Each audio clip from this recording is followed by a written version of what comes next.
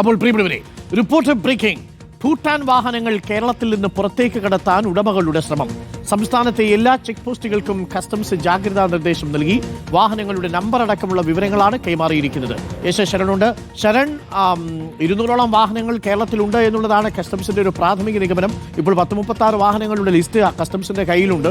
ഈ ഉടമകളൊക്കെ ഈ റെയ്ഡ് നടക്കുന്ന സാഹചര്യത്തിൽ കേരളത്തിൽ നിന്നുടൻ വാഹനങ്ങൾ മാറ്റാനുള്ള നീക്കമുണ്ട് എന്നാണോ ഇപ്പോൾ കസ്റ്റംസ് കരുതുന്നത്? ശരൺ,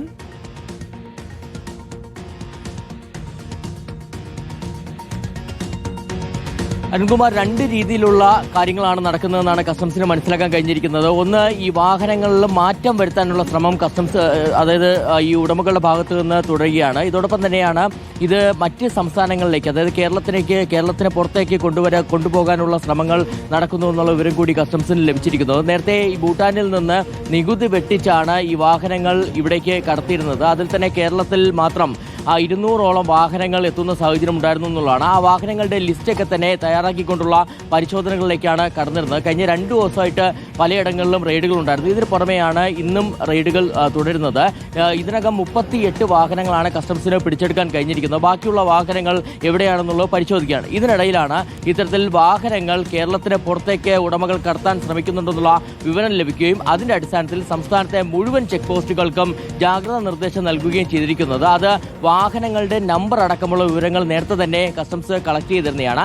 അതടക്കം കൈമാറിക്കൊണ്ടുള്ള ജാഗ്രതാ നിർദ്ദേശമാണ് ഇപ്പോൾ ചെക്ക് പോസ്റ്റുകൾക്ക് നൽകിയിരിക്കുന്നത്. എന്തായാലും ഏതെങ്കിലും വാഹനം അത്തരത്തിൽ ശ്രദ്ധയിൽപ്പെടുകയാണെന്നുണ്ടെങ്കിൽ അത് തടഞ്ഞിടുക, കസ്റ്റംസിനെ അറിയിക്കുക എന്നുള്ള നിർദ്ദേശം കൂടിയാണ് ഉദ്യോഗസ്ഥർ നൽകിയിരിക്കുന്നത്. ഈ റെയ്ഡ് ഇനിയും തുടരുമെന്നുള്ളത് തന്നെയാണ് കസ്റ്റംസ് പറയുന്നത്. പ്രത്യേകിച്ച് ഈ താരങ്ങളുടെ വാഹനങ്ങളെ കേന്ദ്രീകരിച്ചുള്ള വലിയ അന്വേഷണം നടക്കുമ്പോൾ തന്നെ വലിയ തോതിൽ, അതായത് മറ്റിടങ്ങളിൽ ഈ വ്യവസായികളടക്കമുള്ള പല പ്രമുഖരുടെയും ആ വാഹനങ്ങളും ഇത്തരത്തിൽ കസ്റ്റംസിന്റെ റഡാറിൽ ഉണ്ടായിരുന്നതാണ്. അപ്പോൾ ആ വാഹനങ്ങളൊക്കെ തന്നെ പൂർണ്ണമായും കണ്ടെത്തേണ്ടതുണ്ട്.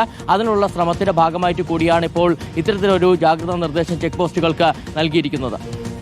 ഓക്കെ, നിർണായക നീക്കവുമായിട്ടാണ് ഇപ്പോൾ കസ്റ്റംസ് പോകുന്നത്. ഓപ്പറേഷൻ നുംകൂറിൽ ഒരുപാട് കേസുകൾ അതുമായി ബന്ധപ്പെട്ടുണ്ട് കേട്ടോ. മോട്ടോർ വാഹന വകുപ്പിന്റെ വെബ്സൈറ്റിൽ ഒരു തിരിമറി നടത്തിയത്, കള്ളപ്പണം വെളുപ്പിക്കാനുള്ള ശ്രമം നടത്തിയത്, അത് ED അന്വേഷിക്കും. ഭീകരരുമായി എന്തെങ്കിലും ബന്ധമുണ്ടോ അത് NIA അന്വേഷിക്കും. പലതരത്തിലുള്ള അന്വേഷണമാണ് നടക്കാൻ പോകുന്നത്. എന്തായാലും അതൊരു ഗുരുതരമായിട്ടുള്ള കുറ്റകൃത്യമായിട്ടാണ് കസ്റ്റംസ് കണക്കിലാക്കുന്നത്. ചെക്ക് പോസ്റ്റിലേക്ക് ജാഗ്രതാ നിർദ്ദേശം കൊടുത്തിട്ടുണ്ട്. AR, ഹിമാചൽ പ്രദേശ് തുടങ്ങിയ രജിസ്ട്രേഷൻ വാഹനങ്ങൾ ഇതുവഴി കടന്നുപോയാൽ ഒരു ജാഗ്രതയും. വില കൂടിയ വാഹനങ്ങൾ, ചെറിയ വാഹനങ്ങളല്ല.